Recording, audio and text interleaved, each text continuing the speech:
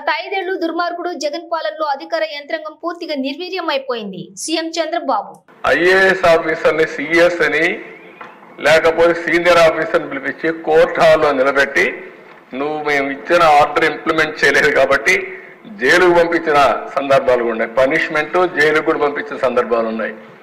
ఒక దుర్మార్గుడి పాలనలో అధికార యంత్రాంగం ఏ విధంగా నిర్వీర్యం అయిపోతుంది, అధికారులు కూడా మానసిక క్షోభ ఏ విధంగా అనుభవిస్తారో చేయని తప్పుకి వీళ్ళు చెప్పారు నువ్వు అపోజ్ చేయమని, నువ్వు డబ్బులు ఇవ్వద్దని, ఇవ్వలేమని.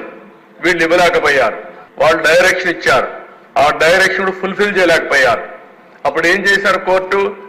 ఎవరైతే కన్సర్న్ ఆఫీసర్ ఉన్నాడో ఆ ఆఫీసర్ని కంటెంప్ట్ కింద జైలు పంపిస్తున్నారు, పనిష్మెంట్ ఇస్తున్నారు. అంటే ఎక్కడికి పోతున్నాం? అదే అడ్మినిస్ట్రేషన్ చేసినటువంటి దుర్మార్గమైన పాలన. 1-2 తప్పులుంటే కరెక్ట్ చేసుకుంటాం. ఇన్ని తప్పులు ఎట్లా కరెక్ట్ చేస్తారా దేశం?